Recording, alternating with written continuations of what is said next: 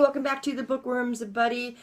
Today I have a little something different for you. It's kind of a series review plus a verses kind of thing. And the series review is going to be on the Septimus Heap series by Angie Sage. And the verses thing is going to be Septimus versus Harry. And there is a reason why I am doing this verses video. Because there are so many similarities between these two series. But first, let me go through these books, because I think the Septimus Heap series is really underrated. And nobody talks about them. So I wanted to do a little bit of an introduction to this before I get into like the review and the verses thing. So first we've got magic. Second is flight. Third is physic. Fourth is quest. Fifth is dark. Sixth is siren. And then the last book, number 7, is fire, which I just completed earlier this month. First thing I want to mention is these book covers. Okay, these book covers are phenomenal. Look at these. I mean, and this is why I first picked up Magic, was because of this cover. I just think they're beautiful. They were well thought out. And I also love, it tells you what book it is. And also the Harry Potter books do that too. And I'm just now collecting the Harry Potter books in hardback. I had them in softback and I gave them to my niece because she hadn't read them yet. And I'm just now getting these in hardback, which you can see here at the top. This says number 2. I don't have number 1 yet. And then on the front up here, it says number 2. This series, like I said, I think is underrated, and I absolutely loved it. It is kind of a step down from Harry Potter because, for one, it stays pretty much middle grade across the board with each of these books. But I love them nonetheless, just because of that. I mean, it doesn't matter to me that they stayed middle grade. What I love about the series is the world building, which everybody says. The same thing about Harry Potter. The characters, I love the characters. But in this series, you don't see the characters grow in years like they advance in years, which is why this pretty much stays middle grade. But their personalities grow, their powers grow, their magic grows, and that's a key thing for characters. You have to watch their development. But like I said, this is different. They don't develop as in years like in the Harry Potter. This, you don't really see much mention of the age. They do. There is a significance in the first one where Jenna is found and she's a baby.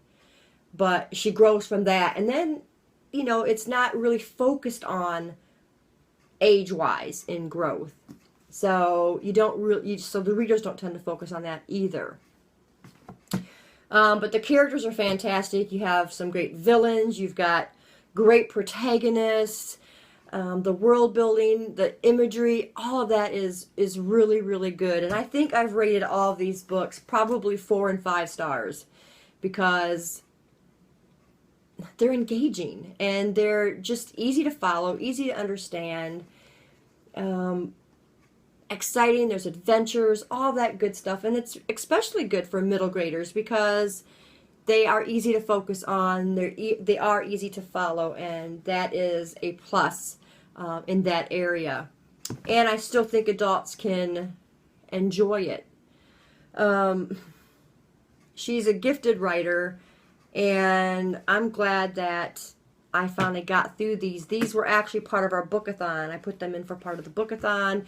And I had a couple people that were reading with me, but they weren't enjoying it, or for whatever reason, they didn't finish it. I finally completed it. I'm a month late because I didn't get to Fire last month. I didn't get to it till this month. So I did complete the series for this year, and that was one of the series that I wanted to finish. And I had to do a reread on the first 4 because it's been a while since I've read them when I got the last 3 books. So very entertaining, guys. It's a very enjoyable series, and I think if you can like Harry Potter, you might like this. But like I said, it doesn't get as intense as Harry Potter can get. And I think that's simply because of the growth in age through the book and how the audience that reads it, because if it can steadily advance and in age, then I think it becomes a little bit more interesting, I guess. I'm not explaining this very well. Anyway, as far as the comparisons go, both authors are UK authors, and that's pretty amazing in itself.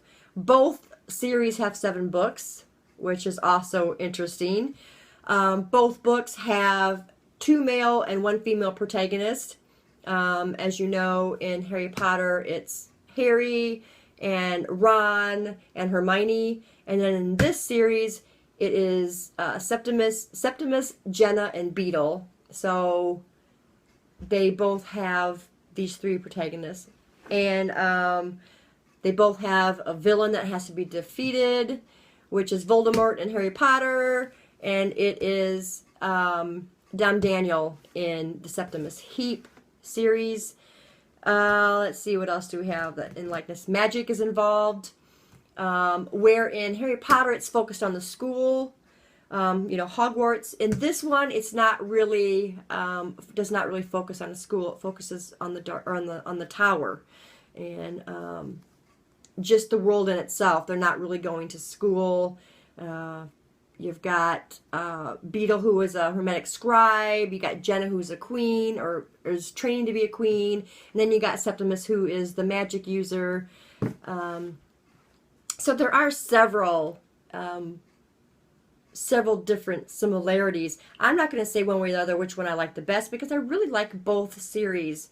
I found that the Septimus Heap series is a little easier to follow. But then again, that's that advancement in age, I think, where, you know, you've got middle grade versus Harry Potter, which really does advance quickly, and you're up to young adult and almost adult when you're reading them. So I think they're a little harder to follow, but, I mean, still enjoyable. But for me, personally, Septimus Heap is easier to follow. So I like them both equally. I have to say I like the cover art better in Septimus Heap than I liked on the Harry Potter series. I just love gold in covers, and I just think it brings out a lot in a book. I mean, I know I'm a weirdo, but almost all these have some form of gold in them. But I think my favorite cover is probably the magic. Both series are fantastic. I think everybody should read both series, and I'm trying to get all the Harry Potters again so I can do a reread on it. It's been a long time since I've read them, and I still need book 1. And I need book, I want to say 3,